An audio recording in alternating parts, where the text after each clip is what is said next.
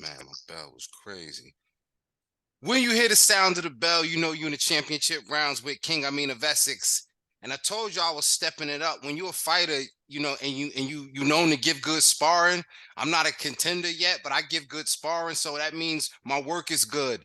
I was able to land a professional fighter that some of you might be aware of. If you're not, I know the New York City tri-state area. This guy is for me came on my radar when some guy whose name I cannot pronounce offered him a fight, and I was like, yo, this is a world-class fighter who's been mentioned. You know, the Mayweathers have mentioned him. And this fighter right here, I just want to introduce him real quickly and get my work in with him. None other than Pistol Pete Dobson out of Bronx, New York.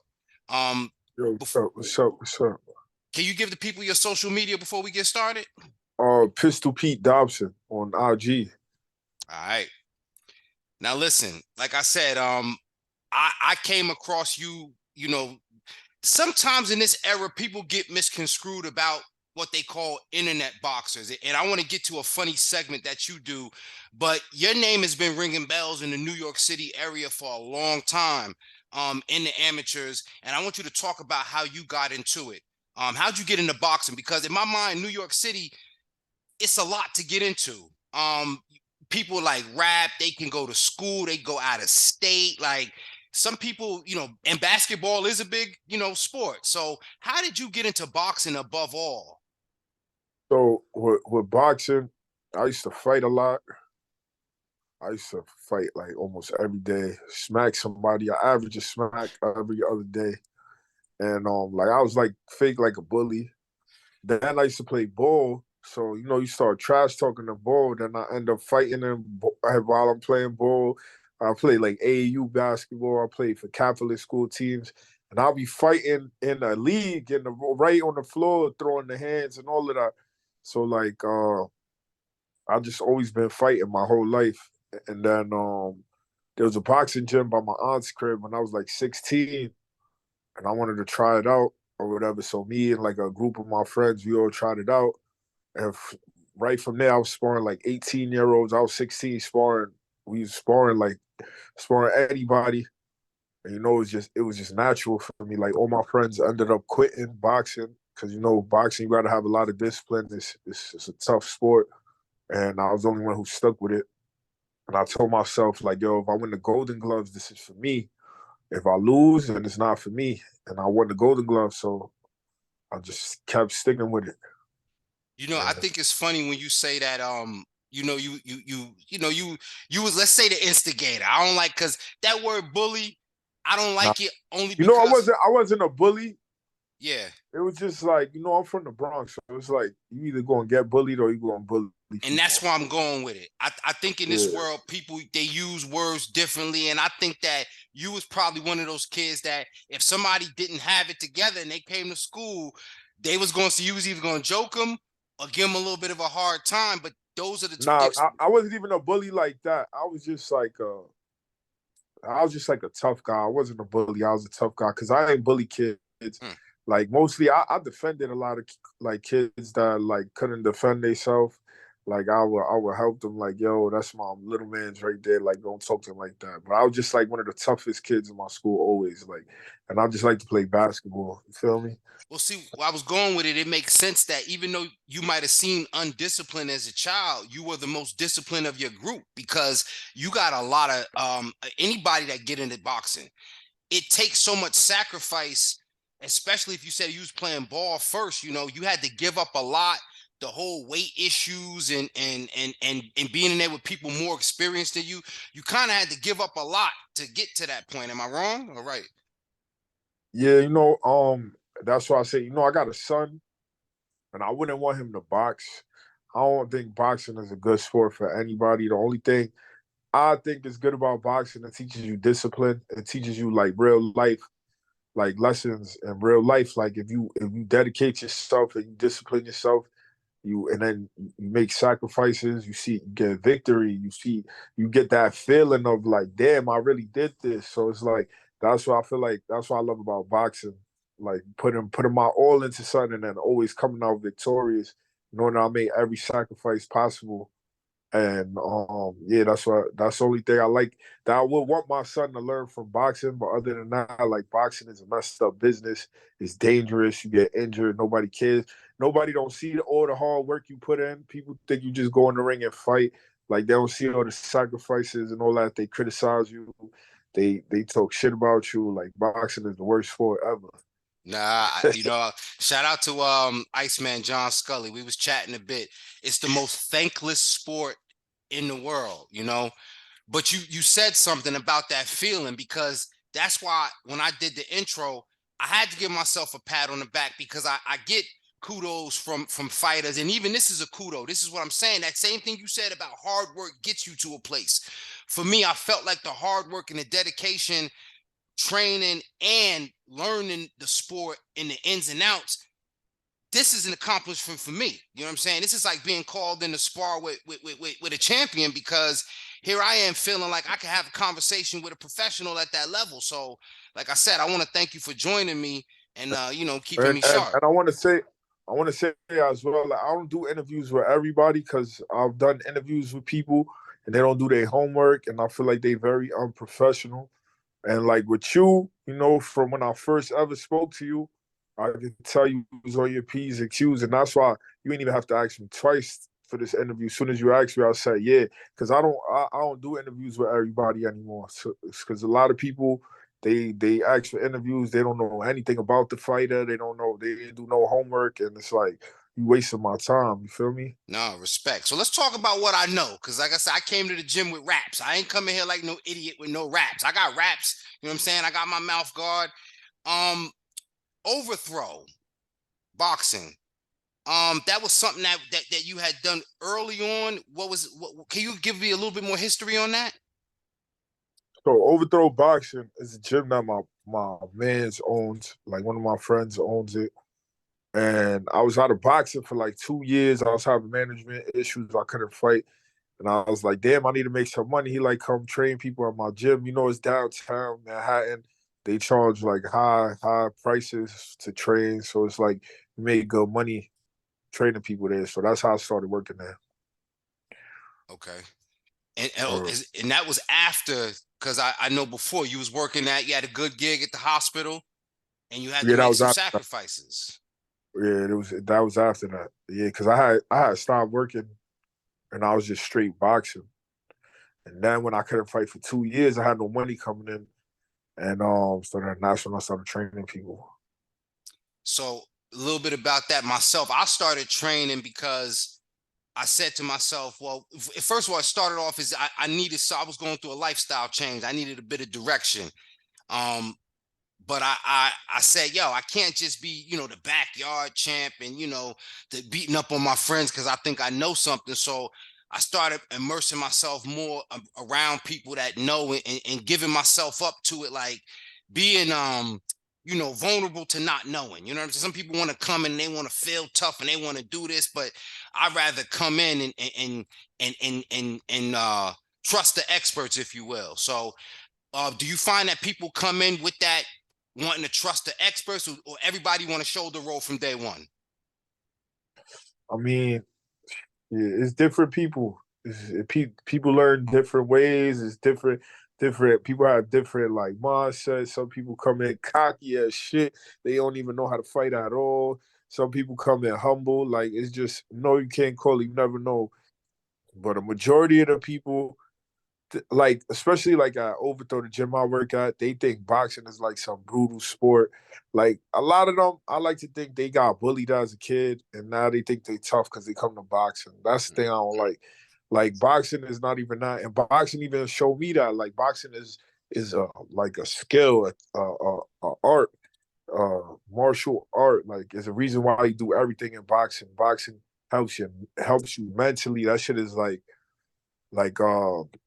therapy. You feel me? Like the boxing is like one of the best sports ever. But I'm talking about when I said I wouldn't want my son to box, it's because of the business of boxing, and boxing is a dirty business. But other than that, like everybody should box, because it's like it helps you mentally, and it gets like that aggression out of you.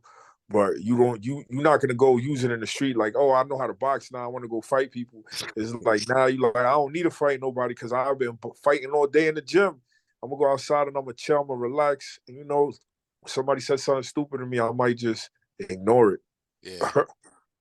Yeah, Yeah, so, but but then you get those people who come, they take like 2 boxing lessons. Now they want to go fight in the street, like people who watch karate movies and think they know karate after. so let's talk about that because I love the breakdowns you do on IG, man. You point out some of what is wrong with boxing because I feel like boxing is boxing is like Williamsburg right now. It's becoming a hipster area. You have people that, they might be athletes, but they're not dedicated to the graft as I call it, and they doing some wicked stuff. What made you do those breakdowns and those analysis, man? I just did it like for real. I just did it off of like it was like authentic. I didn't even think of anything. I was just doing like something happened. Like one of my videos that got the most views, I literally did that shit in Overthrow's office while everybody's walking in, walking around. And I just thought of something because I teach a sparring class.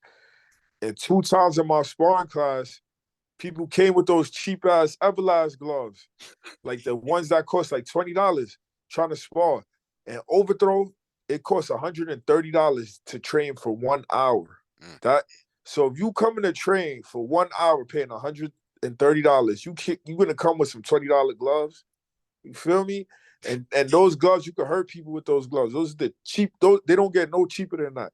So I made that video talking to those people, and then now I got 13,000 comments. All of this, like, oh, some people are poor. But I wasn't talking to any specific. I wasn't talking in general. I was talking to a specific group of people that come to my job.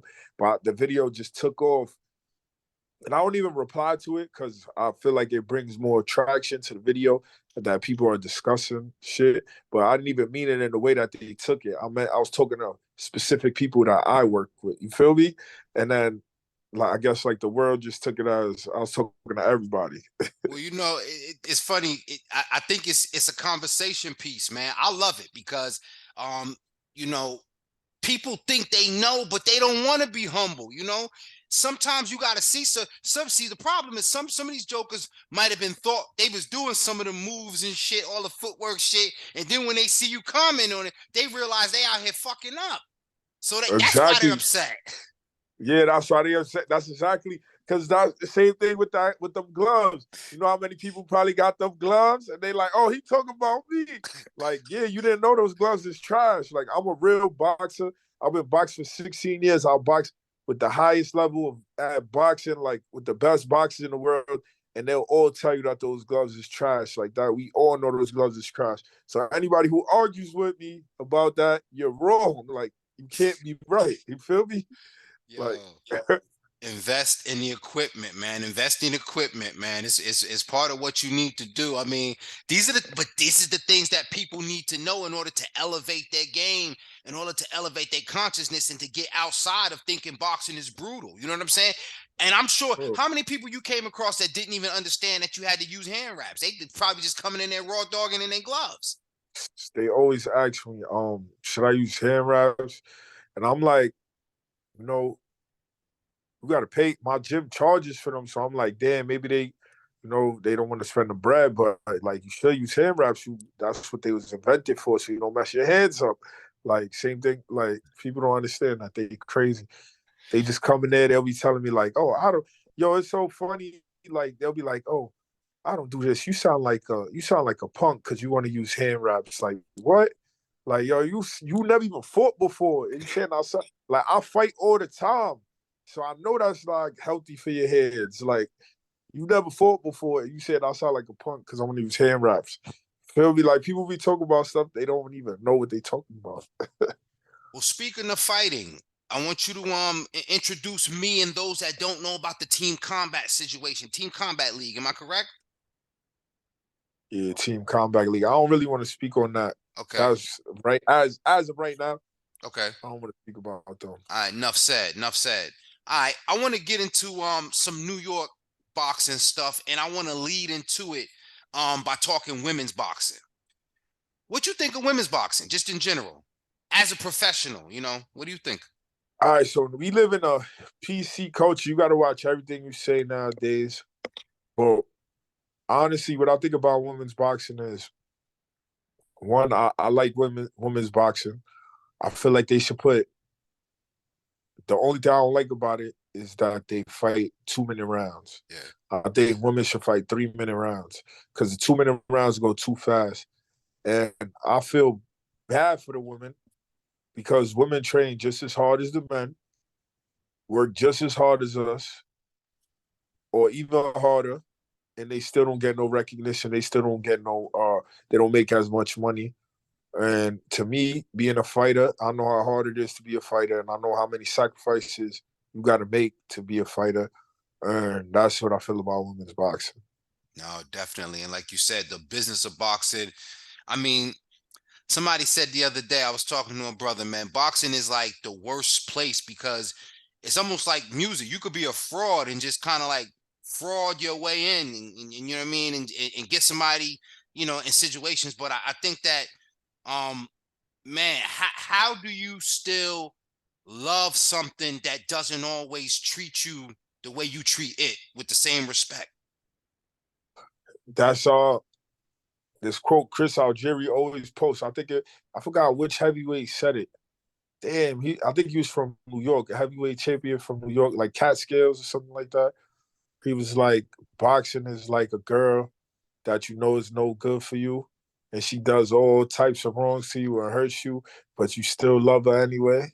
That's what boxing is. It's a love affair, man. It's a love affair. It's like a shit could do all wrong to you, but you still love it. Uh, well, that's passion, right? That's and I guess I could say, for you, and maybe you might want to tell us more than me. Uh, Basketball or boxing? Do you think you would have felt better, you more satisfied if you had pursued basketball to that degree, or are you okay with boxing? You know, I feel like everybody's given a gift or something like that they good at. Like I feel like basketball wasn't my gift. I love basketball. It was fun. That's a game. But my gift is to be a boxer. Like it sounds weird, like punching and fighting, but that's like I feel like I was born to box. So most definitely boxing. Yeah, yeah. You fight like it too, man. You fight like it too, for real.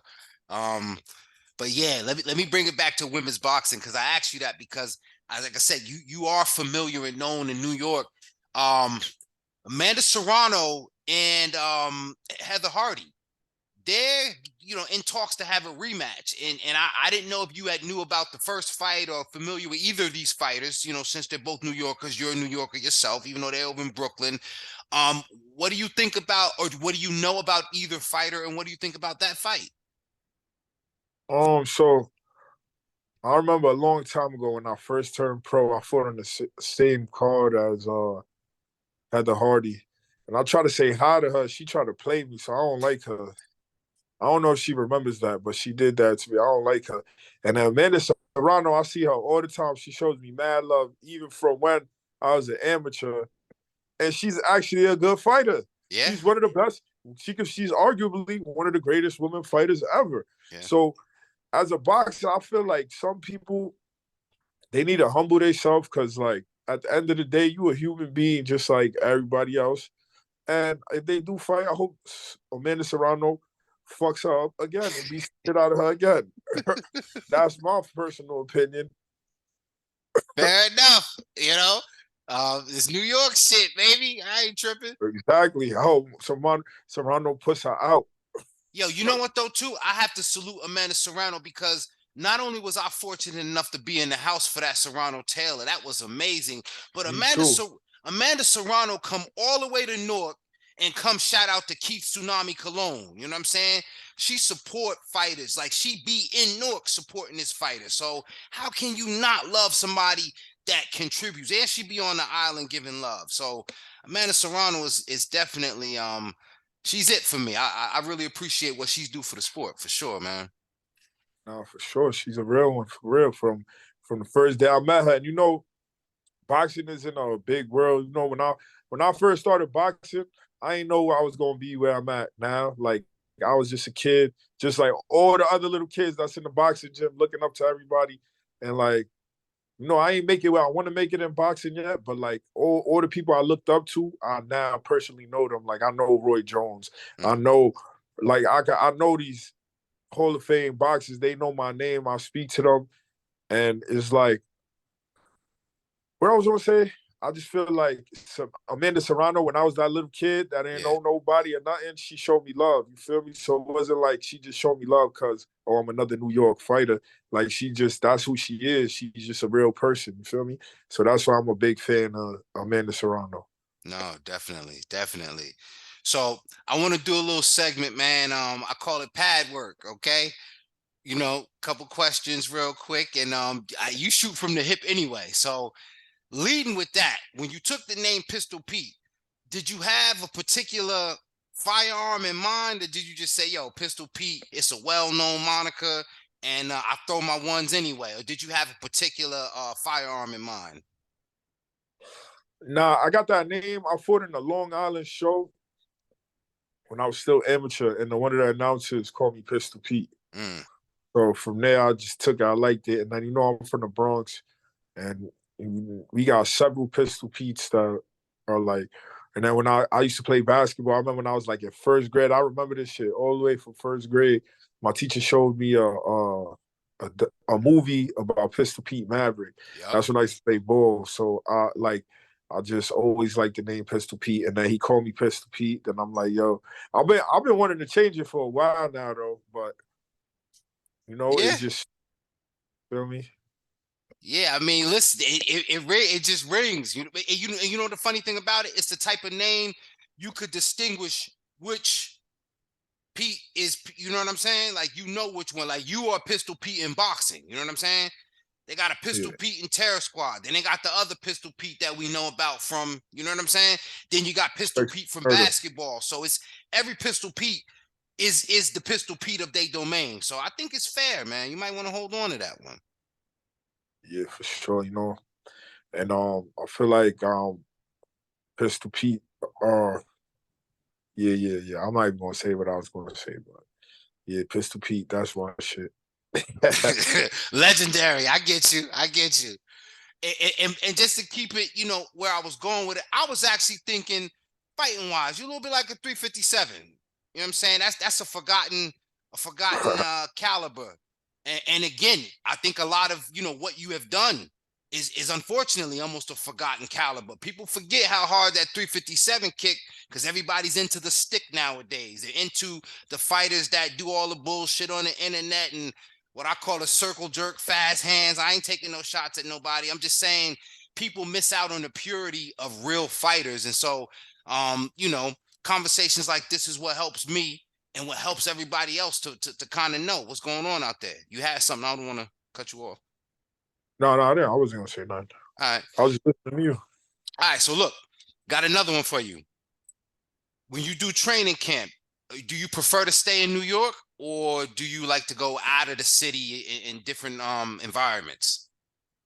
I can stay home, but I like going away. I like to go to Florida Okay. specifically because I got like my trainer in Florida. Everything is set up for me. Like he got the gym. The gym is 10 minutes away from the crib, and it's a private gym. So I got a trainer that's one of the best pad men. I got my coach. He's smart with the boxing. Then I got my own straight to conditioning coach. I got a masseuse. I got everything I need. So it's like I like going out there for that, but I've never been a fighter that I needed to get away from home to focus. Sure. Cause no matter what's going on, I'm focused. Like I come straight from the Bronx, training every day, going to work, da da da. Nothing could block my focus. It's just like it's a blessing now that I have a place I could go to and just be 100% focused on boxing. Feel me? No, definitely, definitely, definitely. So I gotta ask you another something. On this one, I'm gonna get you up out of here. You gotta give me an honest answer. Ice Spice or Lotto? I like both of them. But Ice Spice, she from the Bronx, so I got to go with Ice Spice. Okay, okay. All right. Yeah. All right. Cool. Listen, brother, I appreciate you, man. Give the people your social media one more time. Pistol Pete Dobson. I appreciate you more though. You heard? Listen, man, this was great, man. And whenever you want to come back, you know what I'm saying? The gym is yours. Like that joint in Florida, you got your own. This is your spot over here. Feel free, man. And I love the work. I really appreciate it. I appreciate you. All right, we out of here. Later.